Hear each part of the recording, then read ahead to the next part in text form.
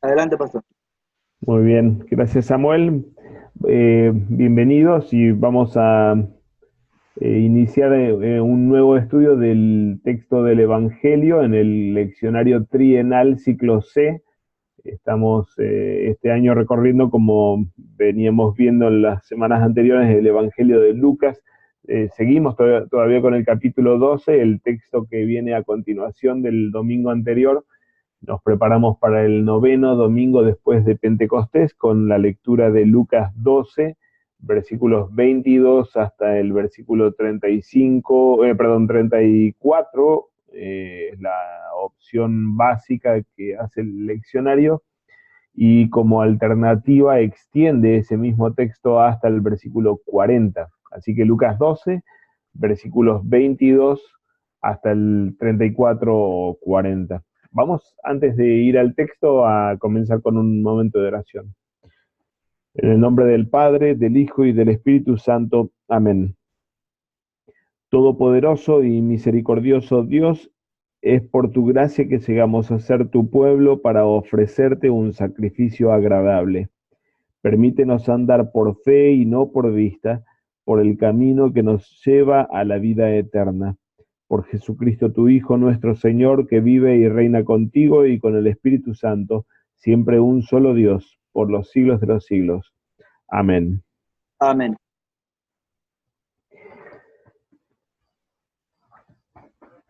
El texto, como decíamos, abarca esta buena cantidad de versículos.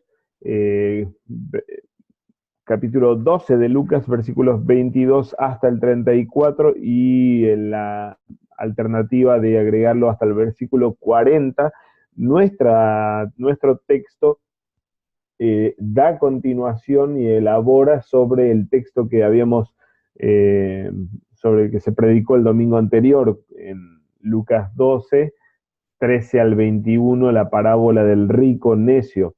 Allí en la parábola tuvimos a Jesús confrontando y advirtiendo a la muchedumbre que lo sigue contra, por un lado, o contra dos cosas quizá, que se combinan en el ejemplo del rico necio: el vicio de la avaricia y el adormecimiento frente a la realidad de fin de los tiempos en la que todos vivimos como humanos mortales, y particularmente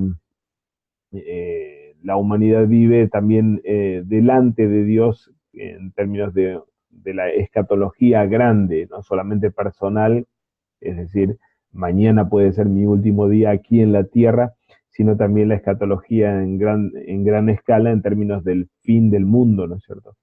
Eh, a, Ambos vicios son confrontados por Jesús, la avaricia y el adormecimiento, así como son representados por este rico necio, y a continuación Jesús avanza con su instrucción a propósito del tema de la avaricia y de la riqueza.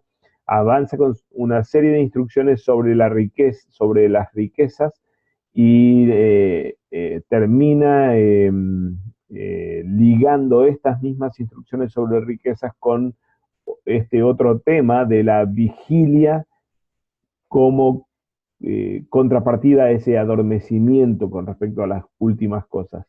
Así que todas estas tres partes, las tres porciones, el texto del domingo anterior, como el texto de este domingo y un poquito más todavía, forman en realidad una unidad que de instrucción parte del Señor, que se elabora o se abre a partir de la conversación con este eh, individuo que vino a plantearle la cuestión de la herencia.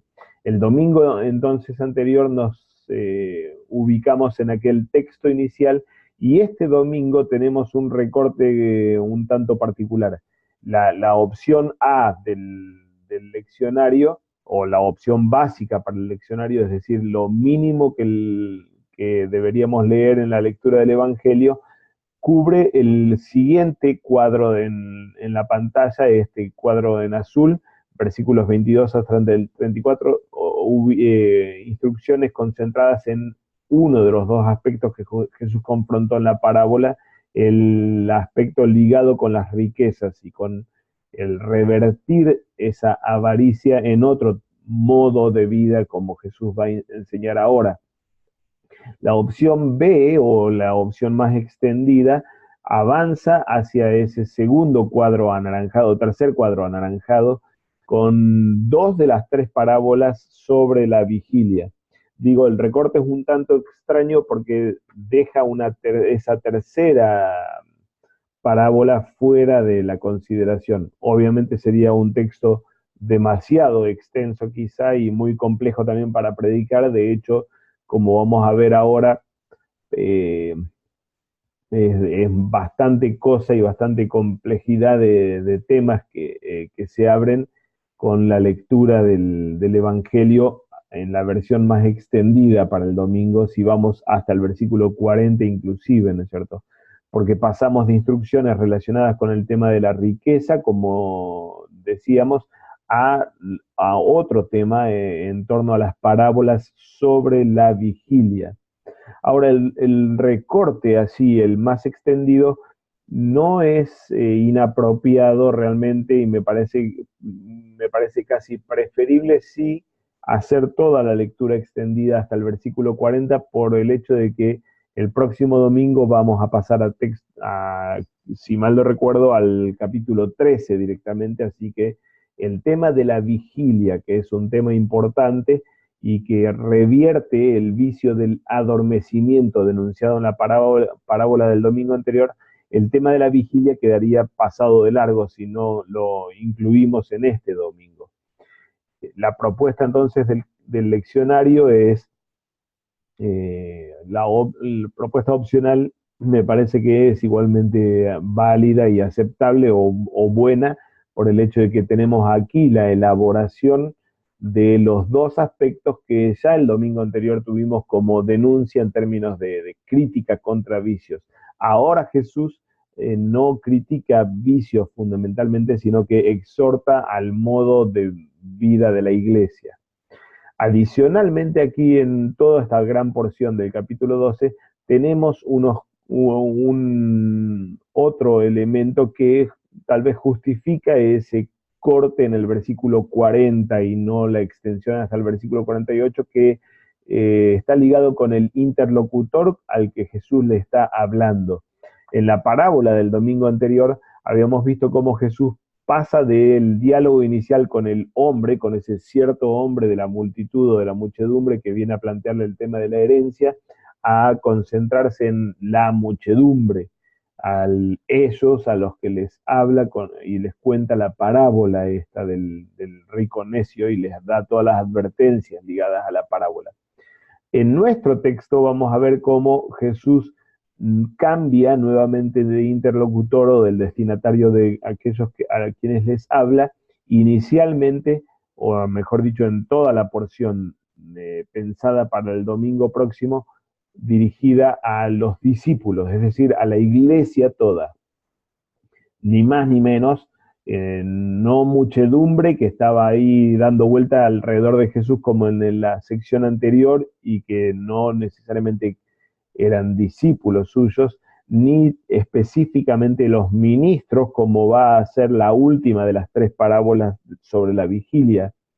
Esa última parábola la cuenta Jesús a propósito de la pregunta del apóstol Pedro con respecto a si esto que está enseñando Jesús se refiere a nosotros, con bastante seguridad ese nosotros del que habla Pedro son los apóstoles y posiblemente los 72 enviados, los que están insertados en el sagrado ministerio, o a todos refiriéndose a la iglesia entera. Jesús dice, bueno, es a ambos. Y entonces cuenta esta última parábola sobre dos clases de mayordomos que más o menos como que traducen la primera de las parábolas de los siervos, pero ahora específicamente para aquellos puestos en el ministerio. Desde este aspecto entonces de con quién habla Jesús, tenemos todos estos giros de ampliar el auditorio de cierto hombre a la muchedumbre en el texto anterior, a ahora una reducción a los discípulos, todo el texto que el leccionario está sugiriendo para el domingo, es decir, instrucción para la forma de vida de la iglesia, es lo que vamos a estar viendo en este texto, y queda afuera, o el leccionario está dejando afuera, las instrucciones específicas ligadas con el tema de la vigilia para aquellos a quienes se les confía el ministerio. Entonces, otra vez, por el hecho de que nuestros textos aquí al final, avanzando el capítulo 12, están elaborando ambos aspectos criticados por Jesús en la parábola, la avaricia, y que ahora se revierte en términos de instrucción positiva sobre la riqueza, y el adormecimiento que se revierte ahora en términos positivos de vigilia, esto aboga por o en favor de incluir el texto adicional de versículos 35 hasta el 40. Y el cambio de auditorio justifica por qué dejar el versículo 41 al 48 afuera. Por un lado, porque es básicamente como una especie de reedición de la primera parábola sobre los siervos, ahora específicamente para los pastores. Desde este punto de vista, como digo, me parece justificable entonces leer toda esa gran porción que tendríamos para el domingo próximo. Vamos sí al texto entonces, y vamos a estar considerando toda esa extensión de texto. Versículos, la primera parte entonces, versículos 22 al 34, son estas instrucciones sobre las riquezas que Jesús pronuncia. Eipen de prostus macetas autú, le dijo a los discípulos suyos. Noten aquí entonces el cambio de auditorio y a quienes va a dirigir el discurso. Diatuto lego jimin, por esta causa o por este motivo les digo a ustedes, me merimnate tepsiget y fagete, no tengan ansiedad. Merimnao lo hemos tenido al verbo este en Lucas 10, cuando Jesús reprende a Marta, la hermana de María, diciéndole que está muy afligida o ansiosa por muchas cosas. Es el mismo verbo, proviene en última instancia del sustantivo meris, parte, una partición, y desde el punto de vista etimológico, entonces, tiene el sentido de tener algo así como dividido el interés entre varias cosas, corriendo para un lado y para el otro, ¿no es cierto? O produciendo eso de tener que correr para un lado y para el otro con gran ansiedad o con gran preocupación, ¿no? Me merimnate, no estén ansiosos o no se preocupen. Tepsige, tifagete, no se preocupen con respecto a la vida, eh, preguntándose qué comer o qué comerían. Aquí psige estoy traduciéndolo como vida, como vamos a ver ahora, y no como alma, como tal vez podríamos traducirlo, por el hecho de que está siendo puesto en correlación con el soma, el cuerpo. Medeto somati ti endiceste, ni tampoco con respecto al cuerpo que van a vestirse o con qué van a vestirse. Envío es vestir o cubrir con vestimenta, y aquí tenemos un aoristo del subjuntivo. ¿Qué habrían de ponerse como ropa o con qué habrían de vestirlo? Como digo, y como vamos a ver ahora a continuación, de hecho la parte inmediata que vamos a tener en los ejemplos de los cuervos y de los lirios van a estar abriendo este paquete aquí cerrado bien pequeñito. La preocupación por la vida en términos generales, y la preocupación por el cuerpo, por las cosas corporales específicamente. La comida para la vida, para sostener la vida, y la ropa o el vestido para cubrir el cuerpo van a ser los temas ahora que se van a abrir con las dos imágenes de, como decíamos, los cuervos y su comida y los lirios y su vestido, su vestimenta. fascinante o fantástico y totalmente hebrea la forma de hablar del Señor Jesús aquí, totalmente organizado por partes o como seccionando la realidad en estos dos conceptos de humano, la vida en general y el cuerpo, en estas dos preocupaciones, la comida y la ropa, que van a organizar, como decíamos, las siguientes secciones también. Eh, Instrucción inicial, no se preocupen, y ahora viene un gar, pues, que argumenta en el versículo 23 por qué la instrucción o por qué la exhortación que da Jesús ahí en el versículo 22. Memerimnate, no se preocupen, no estén ansiosos. Hegar psige, pues la vida, pleion estin testrofes. Pleion es comparativo de polis, mucho, es decir, mucho más es que la comida. Noten que el que aquí está en genitivo de comparación. Esto es clásico en griego. Pues la vida es mucho más que la comida, kaitosoma tu endímatos, y el cuerpo que la vestimenta. Noten también la estructura, como decíamos recién, totalmente ordenada y poética realmente con la que Jesús está hablando aquí, la preocupación por el alma o por la vida, qué comer, y vuelve a repetir esto en la primera línea, y el cuerpo y qué vestir en la segunda línea también, tanto así en la orden como en la argumentación.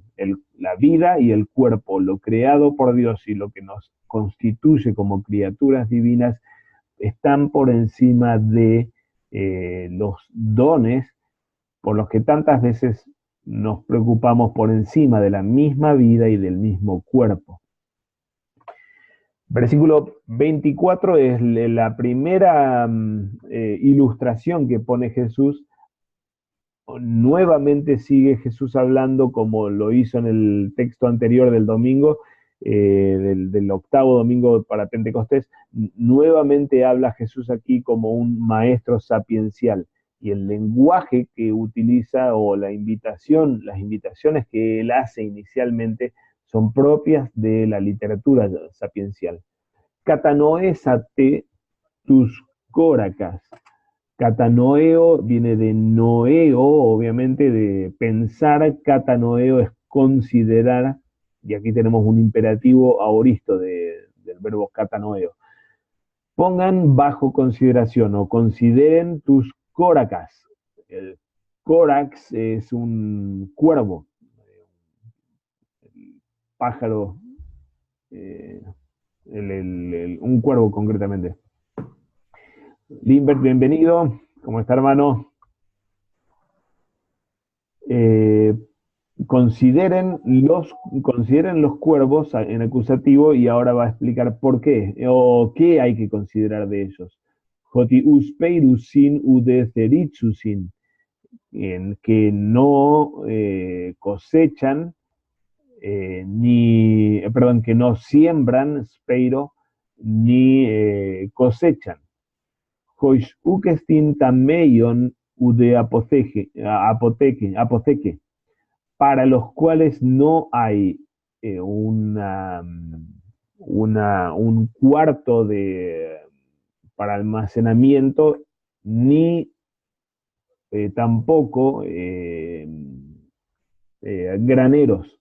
Aquí estamos hablando en el Tammeio, Tammeio es una habitación dentro o una parte interna a la casa en la que se guardaban los bienes o los alimentos, y la apoteque lo tuvimos en el texto anterior justamente, que es lo que el hombre rico, el necio rico, destruye y construye otras más grandes, son graneros, es decir, es un edificio en sí mismo preparado para el almacenamiento de grandes cantidades de productos, ¿no es cierto? Así que lo que hay que observar de los cuervos es que ni siembran ni cosechan, no hacen esto, ni tienen nada de esto para almacenar, una alacena o un lugar interno en la casa para guardar, ni un granero hacia afuera. Cae hijos de Ostrefe y Autús. Y así mismo, y así todo, Dios los alimenta. Trefo, el verbo trefo en presente, Dios los alimenta. Pozo malon, cuanto más giméis ustedes, diaferete tompeteinon, perdón. Cuanto más ustedes se, se diferencian, diafero es diferenciarse o ser, sobresalir, ser más importante. Cuanto más ustedes son importantes, son más importantes que las aves, que los pájaros. Eh, la pregunta obviamente es retórica y tiene toda una connotación o un tono de reprensión, ¿no es cierto? Los córax estos a los que hace referencia Jesús, los cuervos, según los comentaristas, básicamente es como que pueden estar ligados o tener dos comprensiones, o podemos tener dos comprensiones de ellos, están en la lista de animales impuros, no es Lucas 11, sino Levítico 11, ahí en el texto, en la pantalla, y Deuteronomio 14, la ley mosaica prohibía el consumo de carne de cuervo por ser un animal impuro, lógicamente, pero fuera de la literatura bíblica, en la literatura greco-romana especialmente, o griega, los cuervos eran una especie de prototipo de despreocupación. No es aquí el único caso en el que se los describe como sin preocuparse con el alimento, ni para producirlo, ni para acumularlo. Esto es una imagen bastante clásica o típica. Todavía más en la tradición bíblica tenemos casos en Salmos y Job, referencias a Dios proveyendo para los cuervos específicamente, no tanto en la concentración en el animal en sí, sino especialmente en la argumentación que hace tanto el salmista como Job. La concentración está puesta en la proactividad de Dios. Dios vela por estos y Dios es el que se hace cargo del sustento de estos. Si la opción ¿no? interpretativa es tomar a los cuervos como imagen de impureza, esto tal vez aumenta la paradoja que está planteando aquí Jesús. No solamente de que paradójicamente estos animales que no se preocupan por la comida son alimentados por Dios, sino paradójicamente, aquí el aumento de la paradoja, estos animales que son despreciables desde un punto de vista ritual, son objeto del amor y del cuidado misericordioso de Dios. ¿Cuánto más ustedes son más importantes que las aves? Tiste ex himon merimnon, versículo 25, dinatai epiten helikian autu prostenai pejin. La pregunta inicial, Tiste ex himon, ya la habíamos tenido anteriormente en domingos pasados, en el texto aquel de Jesús enseñando a horario, enseñando el Padre Nuestro, cuando en aquella ocasión tuvimos dos preguntas de este tipo.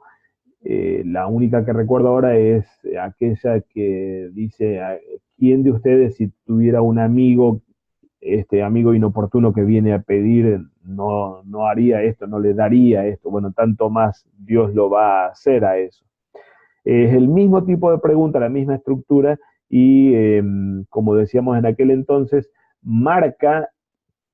eh, marca una situación inviable, imposible.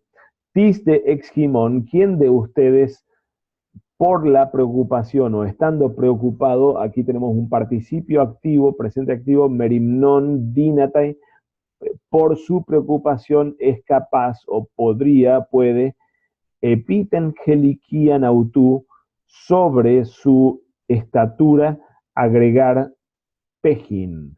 Un pejis es un codo.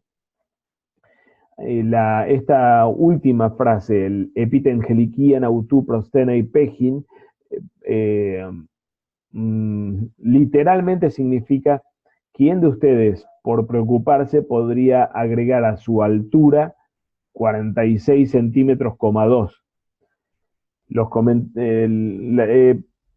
Resulta que justo los dos términos estos, tanto geliquía, que es un término de altura, de medida, como pejin, que también es una unidad de medida, un codo, era utilizado en la literatura grecorromana para, para hablar en términos figurados con respecto al tiempo, a la edad. Geliquía no como altura, sino como edad, y pejis no como una unidad de medida de espacio, sino como un tramo de tiempo, algo más de tiempo. Los comentaristas dicen: es muy probable que Jesús esté hablando del tiempo aquí, no de la altura. Por un lado, porque estamos en la primera imagen relacionada con la psique, la vida, por la que no hemos de estar preocupados, pero especialmente porque sería un poco insólito el planteo de parte de Jesús si él hablara de, eh, o si él pusiera esta pregunta casi como ridícula, es decir, ¿quién por preocuparse podría aumentar medio metro a su altura? Es mucha cosa.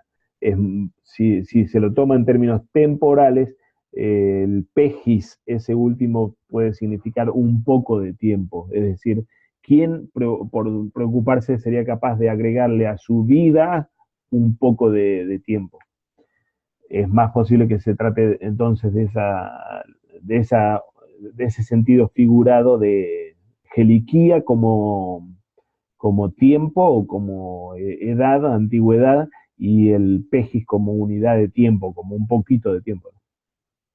Versículo 26, Ei unuden uude elagiston dinaste, si ni siquiera las cosas más pequeñas ustedes son capaces, de las cosas más pequeñas ustedes son capaces, ti periton loipon merimnate. ¿Por qué con respecto a las otras cosas ustedes se preocupan?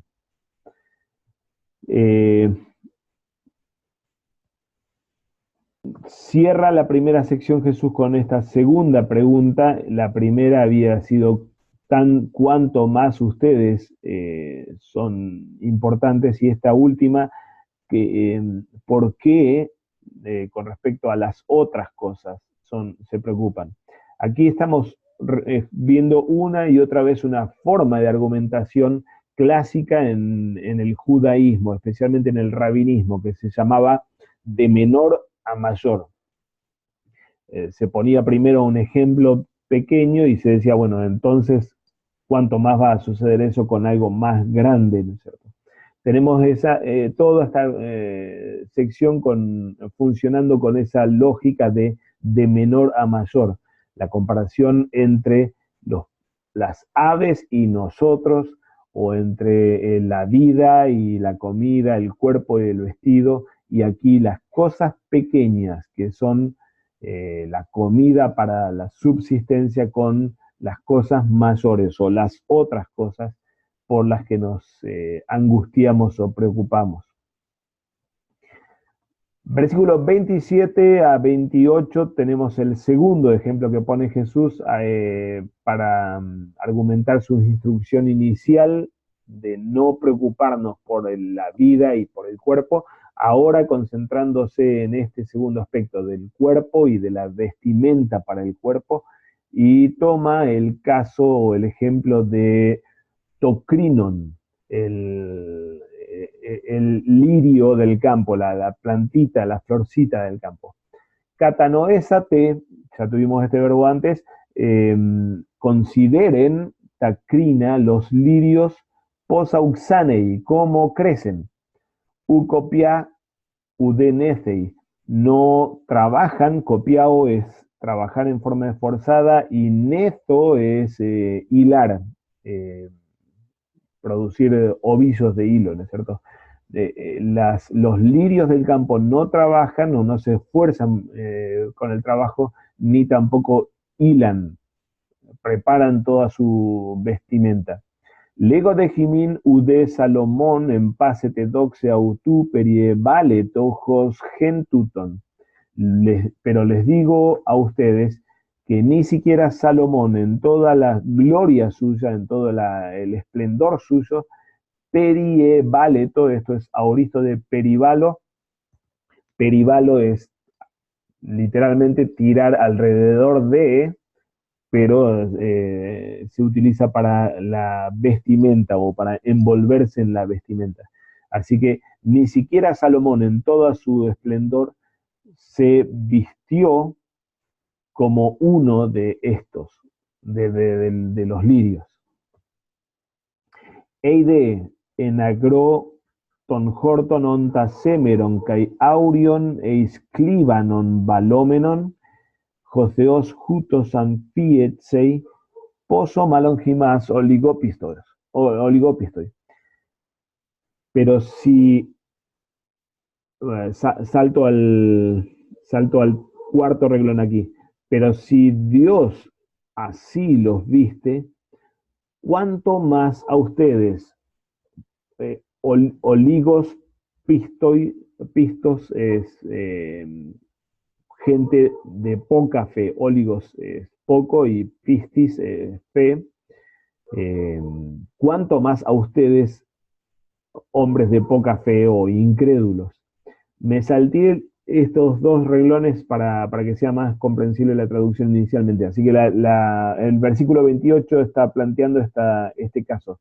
Si Dios así los viste, a, a los, a los lirios, ¿cuánto más a ustedes? En el medio tuvimos la descripción de lo poco significativo que son los lirios del campo, especialmente cuando se secan o cuando ya desfallecen.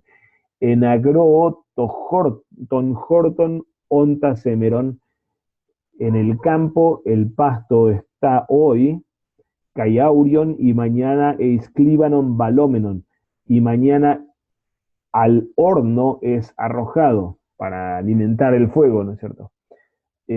Estos dos reglones, segundo y tercero del versículo 28, entonces están describiendo lo insignificante de esa flor del campo. Hoy está como pasto, mañana se quema en el horno, es decir, no tiene futuro ni tiene un rol importante, es totalmente efímero. Así y todo, Dios los viste de esta forma, de un modo esplendoroso, al punto de que ni siquiera Salomón se comparaba a ellos. ¿Cuánto más ustedes, hombres de poca fe? La estructura que tuvimos recién aquí es otra vez repetitiva, no solamente está tomando dos ejemplos del campo, los cuervos y ahora los lirios. La estructura es realmente también muy, muy similar. No es idéntica, pero sí es muy similar. La orden inicial, consideren los cuervos, consideren los lirios, y lo que hay que considerar es qué no hacen ellos. No siembran, no cosechan o no trabajan con esfuerzo ni hilan. Noten cómo tenemos aquí lo que Dios sí hace por ellos. Dios los alimenta a los cuervos, y Dios así los viste a los lirios. Aunque no tenemos la secuencia en forma idéntica, sí tenemos el mismo concepto puesto como argumento para llegar al oso malón Jimás o Jiméis. ¿Cuánto más ustedes son más importantes que las aves, o cuánto más a ustedes los va a vestir, hombres de poca fe? En el primer ejemplo sobre los cuervos tuvimos esta estructura del versículo 25 y 26 diferente, o esto es como un elemento un poquito diferente que no aparece idéntico en la segunda imagen de los lirios, aunque sí tenemos la argumentación con una oración condicional. Si estos valen tan poco, o si ustedes no pueden ni siquiera con las cosas menores, ¿cómo van a poder con las cosas mayores? O si estos valen tan poco, los lirios, y Dios los viste, ¿cuánto más a ustedes? Así que Jesús está aquí como reproduciendo básicamente la misma lógica en las dos imágenes del cuidado divino sobre los cuervos y del cuidado divino sobre los lirios del campo, para argumentar justamente el cuidado inmenso que Dios sin dudas va a tener por los suyos.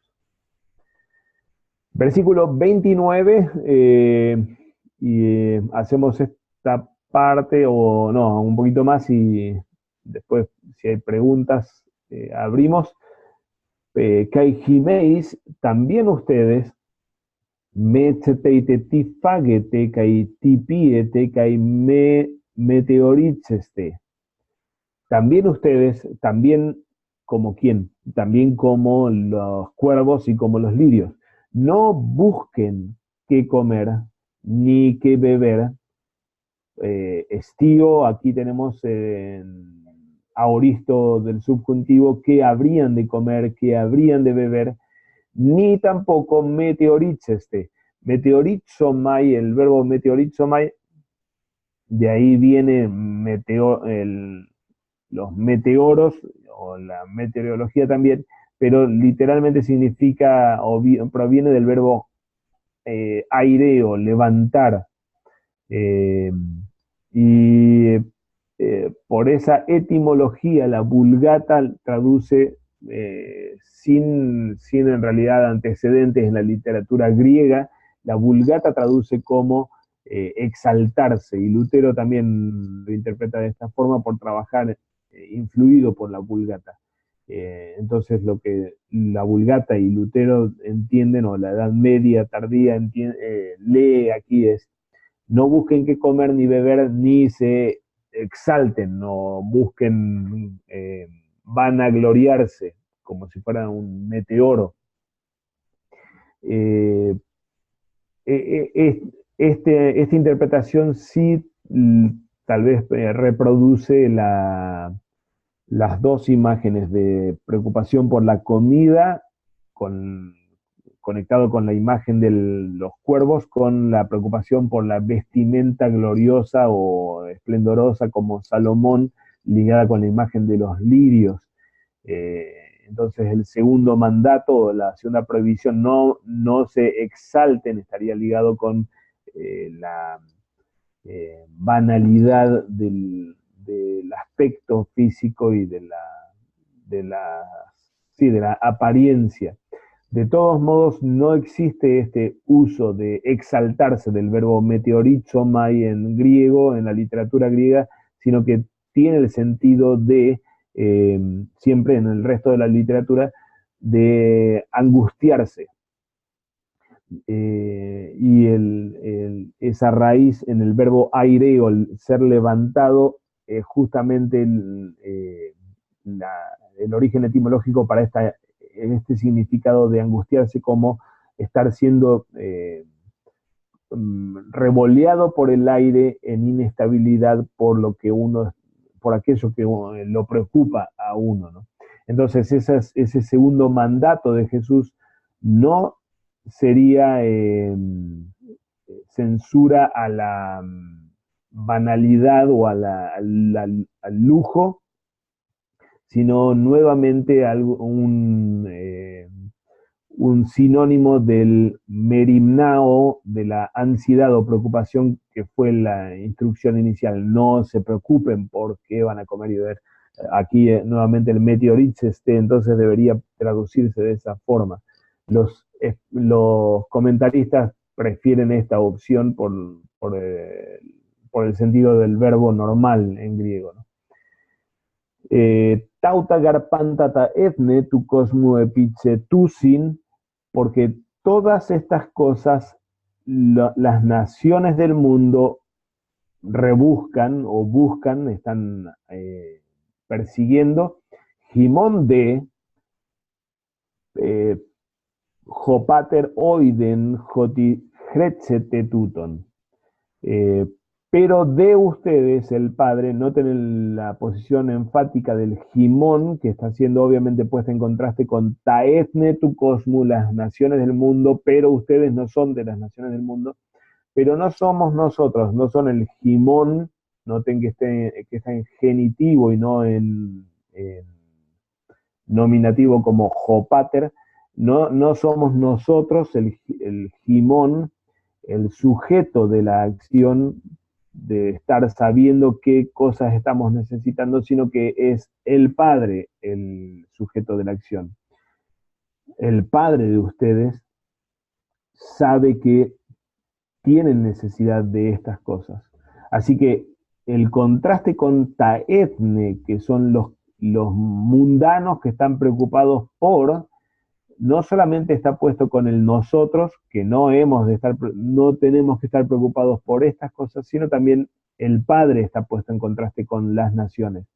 Porque así como las naciones buscan a solas, en nuestro caso no somos nosotros, sino es el Padre el que busca, el que sabe y el que vela por estas cosas. Plen seteite, ten basileia autu. Más bien busquen el reino suyo. Kaitauta prostefe setae jimin. Y estas cosas serán agregadas para ustedes. Prostifemi es el verbo que tenemos aquí, futuro tercera persona del singular. Estas cosas serán agregadas a ustedes. Mefobu, no temas. Tomicron poimnion, no temas, pequeño rebaño. Jotieudoque sen jopater Jimón duna y Jimín ten basileia, porque le agradó, eudoqueo es aquí, significa bueno o bien, y doqueo es pensar, en este caso es deleitarse el significado del verbo, porque el Padre de ustedes se deleitó en darles, o le pareció bien, darles a vosotros el reino. Precioso texto, especialmente este último versículo 32, de un gran consuelo para la iglesia en medio de sus ansiedades. Toda la carga de instrucciones y censuras que teníamos en los primeros versículos y que se arrastran desde el texto del domingo anterior, ahora se dan vuelta en términos de una gran promesa para la iglesia, o un gran consuelo para la iglesia, en medio de sus aflicciones y ansiedades también. Noten aquí otra vez la repetición de términos en forma poética realmente, o que refleja una forma poética de pensar y hablar de Jesús en los verbos, en los principales mandatos. Metzeteite, plencheteite, mefobu, no busquen qué comer, qué beber. Más bien busquen el reino de Dios. No temas, pequeña manada.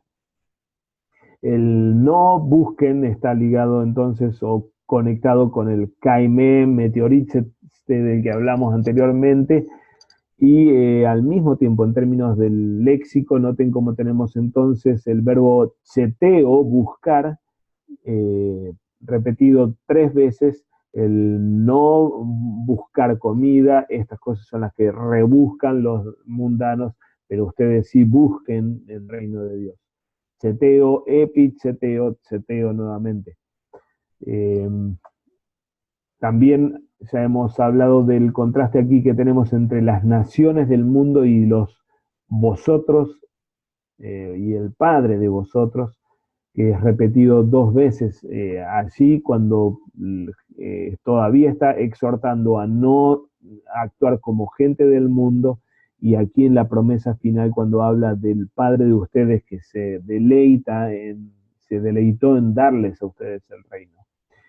Y finalmente tenemos esta repetición de otro concepto, de este nuevo concepto que aparece en el versículo 31, del Basileia Autú, del reino de Dios, el reinado de Dios, que en el versículo 31 es objeto de nuestra verdadera búsqueda. Eso sí, tenemos que buscar el reino de Dios y pedirlo, pero en el versículo 32 no se lo describe como un objeto por conseguir allí en el futuro, sino como aquello que el Padre se gozó y se deleitó en ya dárnoslo. Así que lo que en el versículo 31 se nos pide que busquemos, en el versículo 32 se nos describe como ya dado, ya entregado, el reino de Dios.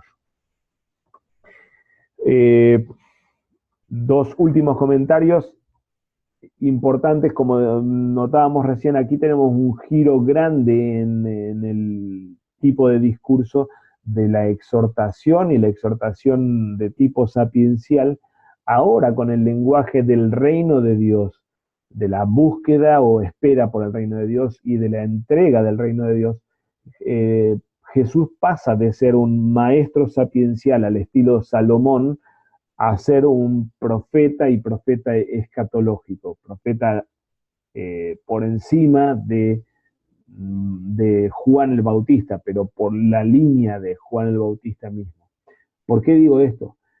Básicamente por el lenguaje del versículo 32 especialmente. El me fobuto micron poimnion, esa porción tan dulce, no temas pequeña manada, es lenguaje de los profetas, o particularmente del profeta Isaías, en la porción del libro del profeta que ya es consuelo para el Israel exiliado, desposeído y padeciendo el sufrimiento, pero que ahora es consolado por las promesas preciosas que el profeta pronuncia. No temas porque yo estoy contigo, no desmayes porque yo soy tu Dios que te esfuerzo. No temas, gusano de Jacob, oh vosotros los pocos de Israel. Yo soy tu socorro, dice Jehová, el Santo de Israel es tu Redentor.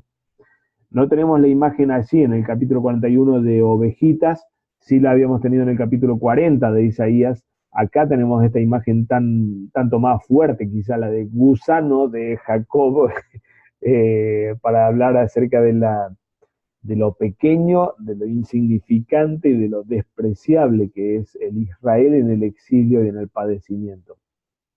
Jesús ahora llama a la iglesia con esta misma imagen, y consuela a la iglesia con este lenguaje que resuena a las profecías de fin de los tiempos del gran profeta Isaías, así en el capítulo 41.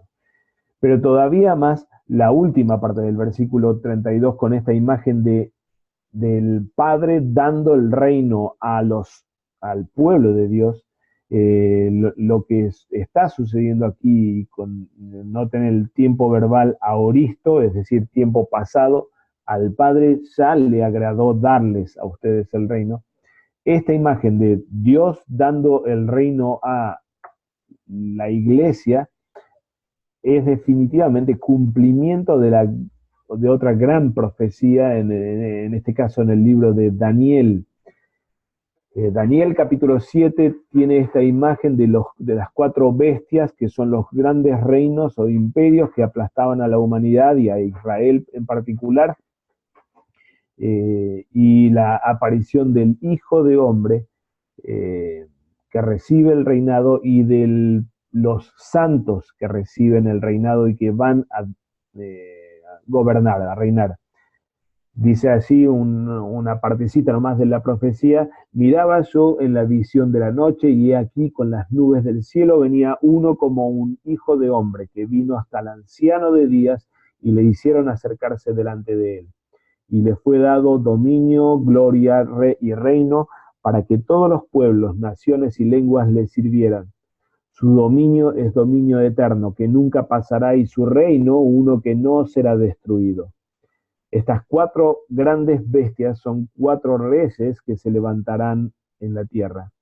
Después recibirán el reino los santos del Altísimo, y poseerán el reino hasta el siglo, eternamente y para siempre. esa gran profecía con la que Daniel consuela al pueblo también desposeído y padeciendo el exilio, ahora está siendo declarada como cumplida en el ministerio de Jesús y en esta hora en la que Él consuela a la iglesia afligida por las preocupaciones y por la debilidad. No temas, pequeña manada, porque a mi Padre le ha agradado darles el reino a ustedes. Eh, Obviamente Jesús está diciendo entonces todas las demás cosas, si ya se les dio el reino, todas las demás cosas les serán añadidas. Acaba de decir eso, ¿no es cierto? De todos modos, la significación de este versículo es realmente grande, especialmente en vista de cómo argumenta Jesús esta ética con respecto a las riquezas, esta despreocupación o esta falta de ansiedad de la iglesia. No solamente es por ser algo así como eran los estoicos, que no les iba ni les venía nada. Cuando les iba bien, no, tenían que no alegrarse, cuando les iba mal, tenían que no preocuparse, pero casi por una cuestión de filosofía de vida, de ser sabios en la vida, no entusiasmarse con algo que va a pasar pronto o no desesperarse con algo que también va a pasar pronto. No es ese tipo de discurso que tenemos aquí en capítulo 12 de Lucas, sino que especialmente por toda esta argumentación apocalíptica o escatológica que Jesús está trayendo aquí, tomada del profeta Daniel especialmente, Jesús está ahora diciendo el verdadero porqué de la despreocupación de la iglesia. No solamente porque tenemos un Dios creador, primer artículo del credo, un Dios creador que nos ama y que va a proveer todo lo que necesitamos, sino porque tenemos a un hijo de hombre que recibió el reino de todas las naciones y que se lo entrega a los santos en esta hora. Segundo artículo y tercer artículo del credo. Y esa realidad de final de los tiempos es una realidad presente para la iglesia que confía en su Señor.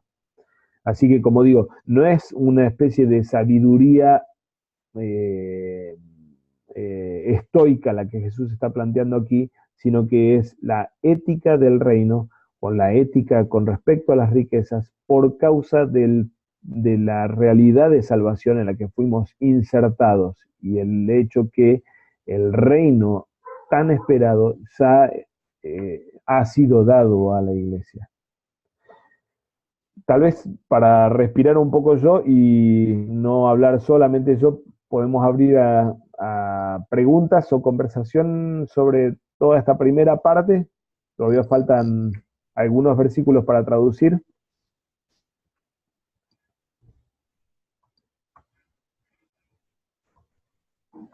Sí, pastor. Interesante. Me llama la atención esta parte del ¿cuál es? Meteoro, el Meteorizo, meteorizo, Mike. meteorizum, sí, ese meteorizo. Lo que mencionaba acerca de mirar hacia arriba y esta parte de es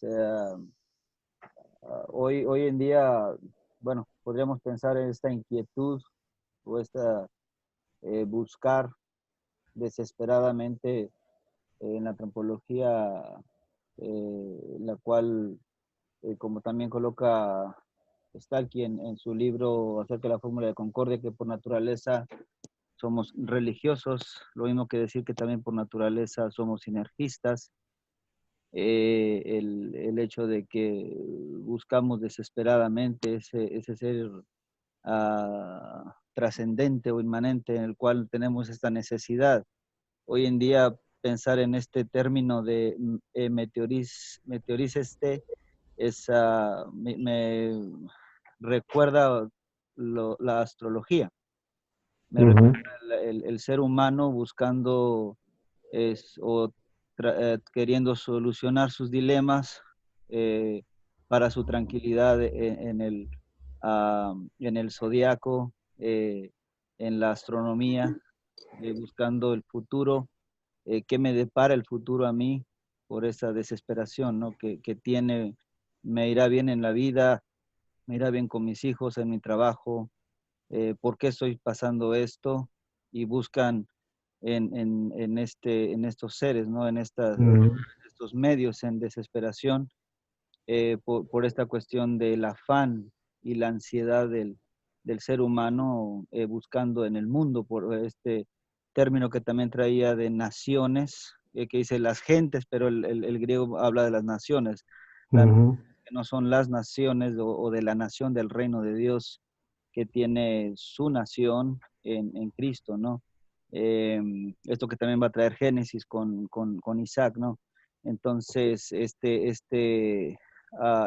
interesante que nuestro texto nos coloca, no en la astrología, no en los astros, no en esto, sino en quién los hizo, y nos es contundente llevándonos al primer artículo del credo, y también a la vez en el primer mandamiento y la explicación del primer mandamiento del Catecismo de Lutero, en cuanto a la idolatría, y metiendo todo esto en una misma bolsa en el artículo cuarto, ¿no? Donde nosotros no podemos hacer nada. Nosotros somos pasivos, y solamente este ser que es trascendente también es inmanente con nosotros, no está alejado allá dejando su creación, sino que eso muy, muy claramente en el artículo cuarto, ¿no? Nosotros no podemos hacer nada, estamos muertos espiritualmente, pero también en la vida, entre heces y orinas nacemos, como también decía Agustino, somos totalmente dependientes de Él. ¿Para qué afanarnos tanto? ¿Para qué buscar en cosas de este mundo o lo que buscan las naciones? Es lo que me trae esta frase, ¿no? Excelente, excelente. Digamos, el padre, como bien pones, Samuel, el padre totalmente cuidadoso y Jesús aquí como pastor la pequeña manada, totalmente cuidadosos y cercanos a la necesidad nuestra, ¿no? El versículo 30, el padre de ustedes sabe que necesitan de estas cosas, lo que obviamente está describiendo o prometiendo y afirmándose como una gran promesa de provisión. El alimento para la vida, la vestimenta para el cuerpo va a ser dado porque el Padre es el que cuida de esto y Él sabe que lo necesitamos. Y nuevamente el no temor, o la exhortación a no temer en el versículo 32, ahora con esta imagen pastoral o pastoril de Jesús hablándonos como pequeña manada, también totalmente cercano, no lejano y no volado en el aire, ¿no? Al mismo tiempo, eh, otra vez, es un tema, depende del contexto, pero creo que hoy por hoy, perdón, hoy por hoy, tuve que estornudar, pero no salió. Hoy por hoy tenemos desgraciadamente, vemos tanta fe en el horóscopo de parte de gente, no solamente que quizá en su simpleza solamente aprendió esas cosas, sino gente que supo muchas cosas o tuvo acceso a muchas cosas en términos de formación e información, pero que termina creciéndole a este tipo de barbaridades como el horóscopo, ¿no es cierto? Y la gran incertidumbre que trae eso y la gran preocupación que eso sigue, que en realidad eso alimenta, ¿no es cierto? Es el modo de vida del mundo, bajo la ansiedad o bajo la preocupación. Eh, Otra vez, toda esta última sección, especialmente la búsqueda de un reino que en realidad ya fue dado, pone o la paradoja que todo esto significa, nosotros tenemos que buscar algo que en realidad ya nos fue dado, exactamente en los mismos términos en los que Lutero habla cuando explica el Padre Nuestro, las primeras peticiones, como la segunda con respecto al reino, venga a nosotros tu reino. El reino de Dios viene por sí mismo, pero en esta petición pedimos que también venga a nosotros, y ese que venga a nosotros está directamente ligado con que no estropiemos ni desatendamos la palabra, no estropiemos la predicación de la palabra, sino que la atendamos, la creamos y la recibamos o la escuchemos con fidelidad. Es decir, el reino del que habla aquí, o toda la imagen que está siendo traída aquí en el versículo 31 y 32 especialmente, pone en órbita cómo funcionan las cosas. No por vía de un logro nuestro moral y ético con una forma de vida superior a la del mundo desde un punto de vista ético, sino por vía del don divino que, de un Padre que se deleita en dar el reino, en entregar el reino para los suyos, cumpliendo lo que el humano no podría alcanzar por sí mismo. La realización de la promesa, de las promesas del Antiguo Testamento, especialmente esta de Daniel, de la que habíamos hablado recién. ¿Qué humano, por poderoso que sea, podría obtener eso por una decisión propia y por un logro militar, ético o espiritual? Simplemente ninguno. Esto es un paso en la historia de la salvación que solamente Dios produce, y lo produjo al entregarle al Hijo de Hombre, a aquel uno como Hijo de Hombre, el reino, y en él dárselo a la iglesia. Puro don. Y es ese puro don la verdadera base o sustento para la exhortación ética que Jesús está construyendo aquí en torno a las riquezas. Últimos versículos todavía con respecto a la instrucción sobre las riquezas. Polésate tajiparjon tajimón, vendan las propiedades de ustedes, caidote eleemosinen, y den limosnas, pero no en el sentido de poca plata, que tal vez como hemos aprendido por causa especialmente de Roma, como que la limosna es una ofrenda poca, pobre. Viene de eleos, misericordia, eleemosine es la ofrenda por misericordia, o en misericordia por la necesidad del prójimo.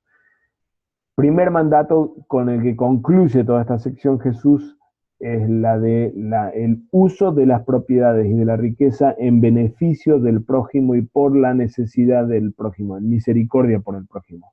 Poiesa teje autois balantia me palayúmena, háganse para ustedes mismos bolsas que no envejecen. Bolsas, esta bolsa es balantia, es una bolsa para el dinero. Tesauron anecleipton entoisuranois, tesoros que no se escurren, que no se van en los cielos. Hopukleptes ukengitsei, allí donde el ladrón no entra o no se acerca, en gitzo es acercarse, no llega cerca. Udeses, ses es la polilla, es como una mariposa, pero que come la tela, ¿no es cierto? O madera puede comer, o la comida también, pero en este caso está ligado, me parece, con la tela. Así que allí donde el ladrón no llega cerca, ni la polilla, diafteirei. Diafteiro es, o la raíz zorá, que tenemos aquí, es pudrir o corromper un cuerpo produciendo putrefacción. Así que allí donde la polilla no corrompe o no pudre las cosas.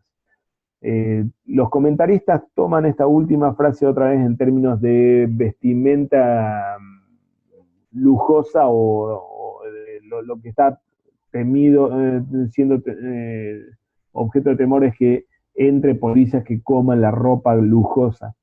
Me pregunto, solamente no lo pude encontrar en ningún lado, pero yo entiendo que en realidad se está refiriendo a la polilla que produce la palayúmena de la balantia, es decir, que produce el envejecimiento de la bolsa del dinero. Es decir, toda una imagen aquí netamente monetaria.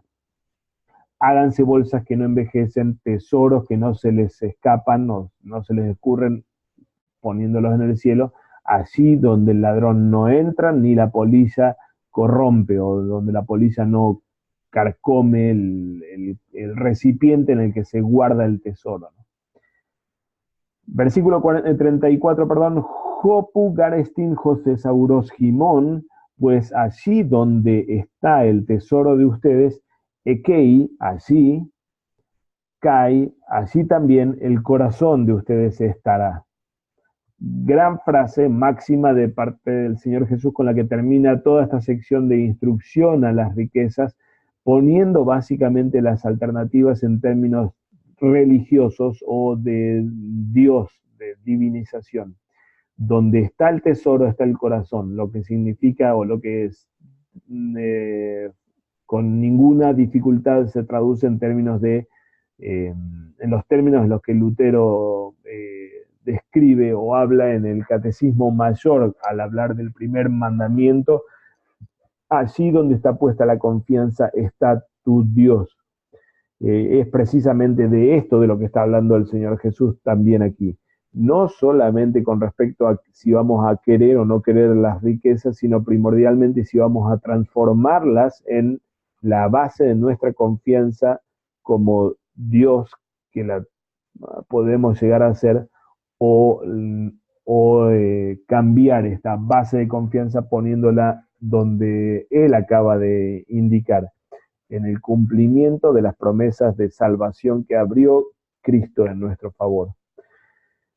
Tres instrucciones o tres mandatos entonces que tenemos aquí en nuestra última sección. Para resumir un poco toda esta parte, porque fue mucho material y mucha estructura, tenemos tres grandes instrucciones, una inicial contra la ansiedad, una intermedia, ahí sí poniendo dónde está la falsa búsqueda y la verdadera búsqueda, y la instrucción final promoviendo la misericordia y el verdadero tesoro en la última sección que tuvimos recién.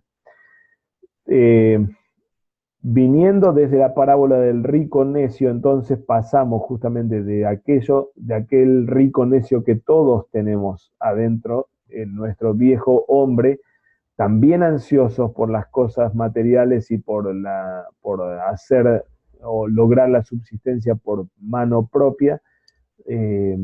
Jesús inicia toda esta sección con la censura hacia esa forma de vida para poner la mirada en la verdadera búsqueda del reino. Y como decíamos, aquí ha sido el gran argumento que Jesús puso de por qué tenemos esta ética particular como cristianos en torno a las riquezas. Habiendo llegado a esto, habiendo tocado la roca firme de base en la instrucción intermedia, ahí Jesús entonces concluye la sección con instrucciones concretas. ¿Qué hacer entonces con las riquezas? Y usarlas para beneficio del prójimo, en misericordia. Y esto va a terminar hablando entonces de dónde está el corazón, dónde está el verdadero tesoro, dónde está el Dios de uno. Toda esta es la gran primera sección a la que le sigue una segunda sección, como decíamos, de parábolas sobre la vigilia. Cambia el tema, obviamente, porque no está hablando más de cómo administramos las riquezas, pero sí edifica sobre el tema de la escatología que fue abierto en la sección última, cuando habló acerca de la búsqueda del reino y del Padre que se deleitó en darnos el reino. Ahora, habiendo movido la mirada nuestra hacia el fin de los tiempos y hacia las cosas del reino, Jesús abre esta segunda sección con las parábolas sobre la vigilia. Esto San Gimón, Jai osties perietsomenai, kai hoilignoi, kai omenoi. Imperativo de eimi, tenemos aquí que estén de ustedes las cinturas atadas, o las cinturas atadas y las luces encendidas.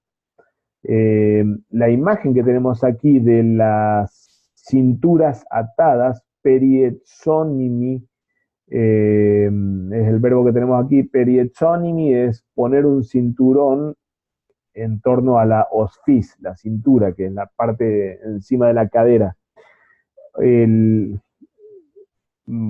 para nuestra vestimenta tal vez puede no tener mucho significado. Recordamos en la antigüedad se vestían con túnicas y con la túnica suelta era imposible caminar, o era molesto e incómodo caminar, y tanto más trabajar.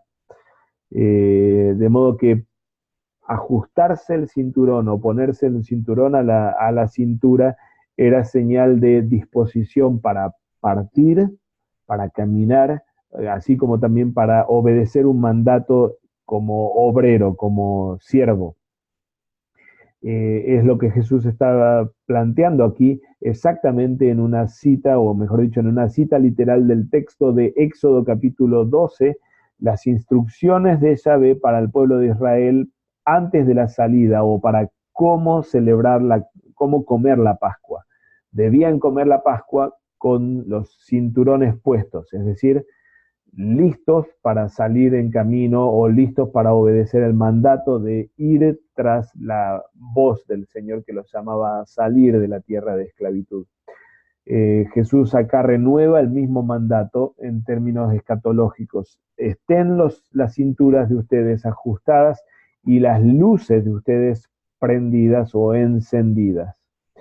Arthur Shasta especialmente hace énfasis en torno al lenguaje bautismal que tenemos aquí. La iglesia primitiva, ya en el tiempo de los apóstoles, identificaba al bautismo como el momento de la iluminación de aquellos que vivíamos en oscuridad, pero ahora fuimos traídos a la luz admirable. El bautismo era, como recordamos, celebrado en la vigilia pascual durante la noche, justo antes de que amanezca. De modo que el paso por la pila bautismal o por el agua bautismal era literalmente o físicamente paso de las tinieblas de la noche a la mañana, en el ser iluminados por este Señor. Es muy probable que cuando Lucas escribe esto, su iglesia lo entiende en estos mismos términos, como lenguaje netamente, claramente bautismal. Obviamente las dos imágenes, la del cinturón puesto y las luces encendidas, va a ser material con el que Jesús va a construir la parábola que sigue a continuación, pero de todos modos ambos conceptos son propios de la Pascua, tanto en el éxodo de Israel, así de Egipto, como de la Pascua de la iglesia, cuando somos atravesados por el agua bautismal para entrar en la luz del Señor. Es decir, estén despiertos en su vocación bautismal, o estén parados en el mismo lugar en el que el bautismo los puso, delante del Señor, listos para morir a la carne y para vivir a la justicia, mirando el reino, solamente el reino, y siendo iluminados de esa forma y no adormeciéndose como el mundo. El mandato que Jesús está poniendo aquí es ahora, al mandato se le agrega otro mandato. Kai himeis homo yoi, también ustedes sean similares a anthropois prostechomenois ton kyrion geauton poteanalice ecton gamon. Sean similares a hombres que están esperando. Prosdechomai es esperar, participio de prosdechomai funciona como adjetivo aquí. Hombres que esperan al Señor suyo, de ellos mismos, cuando sea que regrese de la fiesta, de la celebración. El gamos aquí, los comentaristas dicen, no necesariamente significa una boda, una fiesta de boda, sino que como en Esther, por ejemplo, el capítulo 9, también se utiliza el mismo término para una celebración, una gran celebración. Así que sean ustedes como hombres, como unos hombres que esperan al Señor cuando Él está viniendo de la fiesta, lo esperan para que Gina, el zontos kai cruzantos, para que cuando venga y golpee a la puerta, Euceos anoixos sin auto, inmediatamente le abran a él. Macarioi, versículo 37, Macarioi hoiduloi ekeinoi. Bienaventurados aquellos siervos, Juselzón, Joquirios, Geuresei, Gregoruntas, a quienes cuando llegue el Señor los halle o los hallare velando. Gregoreo es hacer vigilia o velar. Amén legojimin joti peritzosetai kai anaclinei autus kai parelzón diaconese y autois. De cierto les digo a ustedes que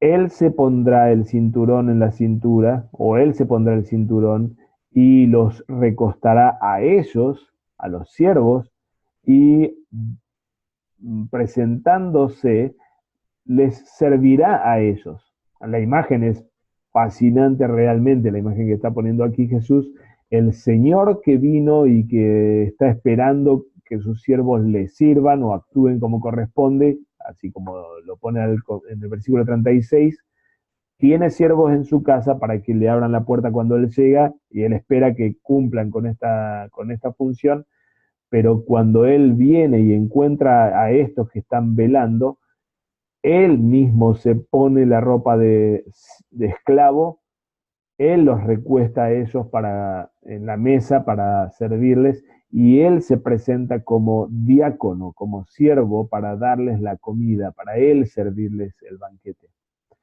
Can ente deutera, can ente trite filaque, y ya sea que suceda en la segunda o en la tercera vigilia de la noche, recordamos la noche en el mundo antiguo se la dividía en vigilias, que eran los turnos para la vigilia militar, en el mundo romano era cada 3 horas y en el mundo griego y judío cada 4 horas había una vigilia. Así que la noche empezaba a las 6 de la tarde y terminaba a las 6 de la mañana. La segunda vigilia sería de 9 a 12 de la noche y la tercera de 12 a 3 de la mañana en el sistema romano, ¿no es cierto? Entonces, ya sea que sea en la segunda o en la tercera vigilia, cuando venga y los encuentre de esta forma, felices serán aquellos. Noten la simetría de esta sección nuevamente, Macarioi, la vigilia señalada en la segunda, la segunda parte y la cuarta, y toda esta estructura concéntrica encerrando esta imagen tan preciosa e insólita del Kyrios, del Señor, siendo esclavo y sirviente de los suyos, a los que obviamente no se los puede llamar más que Macario y más que bienaventurados. Últimos versículos, tuto tequinos que tejoti, ustedes saben que eide jo oiko despotes poia jora joclepte sergetai, si el amo de la casa despotes, oiko despotes, el amo de la casa, si el amo de la casa supiera a qué clase de hora el ladrón viene, ucana feke dioristena y tonoikon autu, no abandonaría o no dejaría que agujereen su casa, que hagan un hoyo en la casa. Diorizo es perforar o hacer un boquete, un hoyo. En una casa normal israelita era fácil hacerlo porque era de adobe, era barro nomás. Entonces hacer un agujero no era muy difícil. Si el dueño de la casa supiera a qué hora viene el ladrón, no dejaría que le agujereen la casa. Así también ustedes estén preparados. Ginomai Getoimos es preparado, estén preparados, jotijejora udo keite jojuyos tu antropuergetai, porque el Hijo del Hombre viene en una hora que ustedes no imaginan, no piensan. Noten la estructura o el orden de las palabras un poco invertidas, pero el énfasis obviamente está siendo puesto en una hora que no pensamos. Y en esa hora el Hijo del Hombre viene. Otra vez una estructura concéntrica y una estructura simétrica. La venida del ladrón, la venida del Hijo del Hombre, y en el medio el no descuidarse para que le agujereen, le hagan un boquete en la casa, que se traduce en la exhortación, en el mandato de ustedes también estén preparados. Dos parábolas, esta segunda entonces diferente a la anterior, la primera sobre los siervos servidos y esta segunda sobre el amo de casa que no se duerme, sino que está vigilando a su casa para que no hagan boquete en ella. Las otras lecturas que tenemos el domingo, perdón, no sé si hay preguntas sobre traducción, estamos bastante pasados de tiempo por la extensión del texto. Si hay alguna pregunta o algo que no se haya comprendido de esta parte, abrimos a la consulta.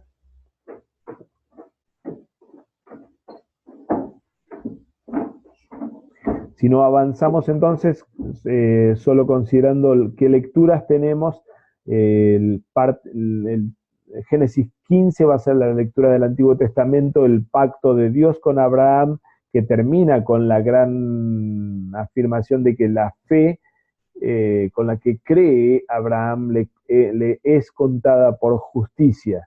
La fe que justifica a Abraham es aquella por la que él cree la promesa de Dios. El Salmo 33 también repasa el mismo tema de Jehová como un Dios que se deleita y se goza en liberar a aquellos que esperan en Jehová.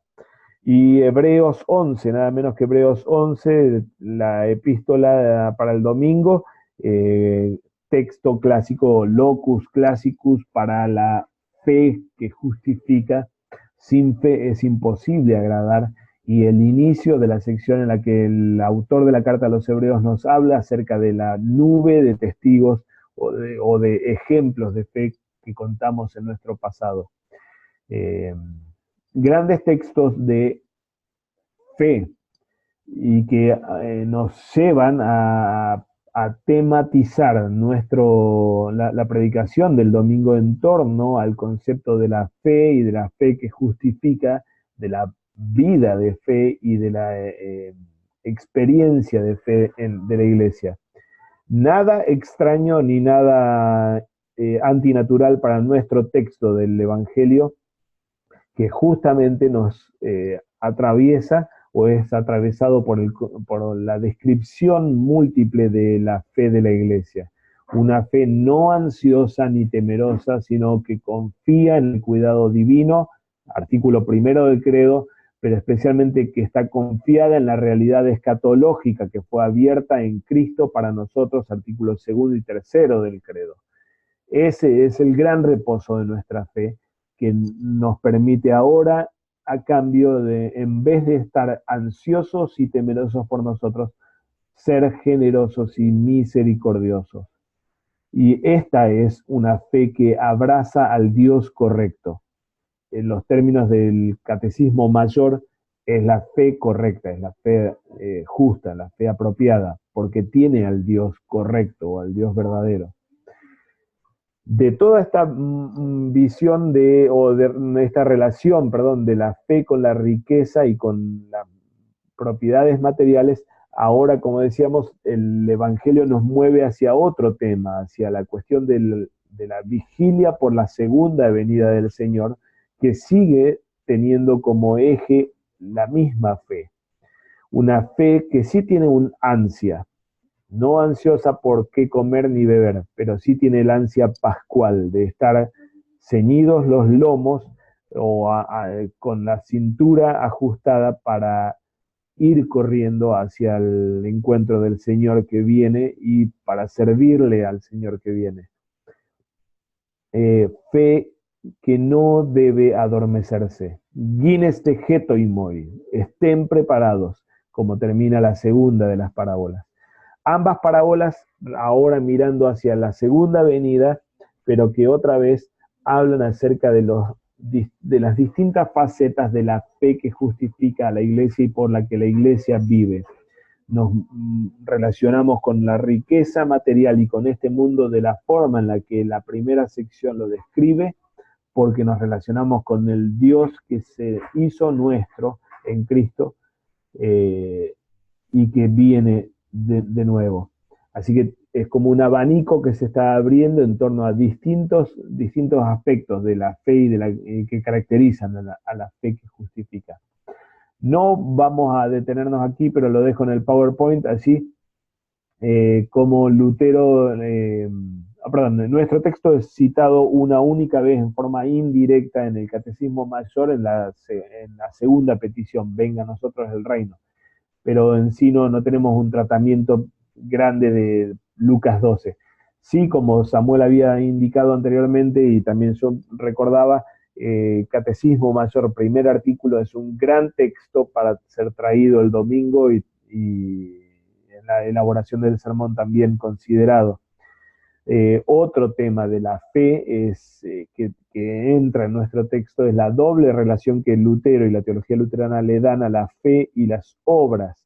La pura pasividad de la fe contra el sinergismo, pero la vitalidad y productividad de la fe en términos de buenas obras en contra del antinomismo. Como luteranos creemos una fe que excluye a las obras de la justificación, pero que produce buenas obras en vida de santificación. Y es esto de lo que habla nuestro texto en el Evangelio, especialmente cuando tiene el giro hacia la fe generosa y misericordiosa, ¿no? Y no vamos a entrar en detalles aquí tampoco, pero solo tenía la intención de repasar cómo describe Francis Piper en su dogmática la fe que justifica como confianza del corazón, una confianza real o efectiva y no una virtud muerta, una fe que se apropia de las promesas objetivas del Evangelio, fe directa, es decir, una fe que no descansa en sí misma ni se afirma sobre sí misma, sino sobre las verdaderas promesas del Evangelio y que funciona como un órgano de recepción. Es decir, no tiene valor en sí misma, sino que simplemente recibe el verdadero tesoro, que es la obra de redención abierta en Cristo. Así vive la iglesia, en el reino de Dios, mirando al reino de Dios y con la mirada puesta así, como el cuadro de Cranach, Lucas Cranach, hijo, lo expresa. Y la iglesia hace esto viviendo en torno a la palabra y a los sacramentos. Las últimas parábolas de nuestro texto, Lucas 12:35 en adelante, justamente ponen ese gran énfasis sacramental en el bautismo, donde sucede nuestro éxodo y nuestra iluminación, pero especialmente en el sacramento del altar, donde el Señor nos sirve, el Kyrios viene a nosotros como esclavo para servirnos, dándose en cuerpo y sangre, y donde la iglesia como dueña de casa está vigilante para la venida del Señor. Estas tres imágenes, siervos, casa y vigilia, perdón, una más todavía, y banquete, siervos, casa, vigilia y banquete, son la forma de vida propia de la iglesia, y especialmente de la iglesia lucana, que se entendía como siervos de Dios, que tenía sus cultos en las iglesias hogares, en casas de familia, que estaba vigilante, orando el Maranata, ven Señor Jesús, y con la mirada puesta en su regreso, y que esperaba esto en la celebración del banquete. Todas imágenes propias de la iglesia primitiva, con la que la iglesia estaba preparada y no dormida, y con la que la iglesia moría sus ansiedades del mundo para buscar el reino de Dios primero y para tener su tesoro así en Cristo, donde está el verdadero tesoro para la iglesia. Hermanos, perdonen lo extenso de todo esto, vamos a ir terminando, pero sí damos, abrimos por si hay algún comentario más que quieran hacer o consulta.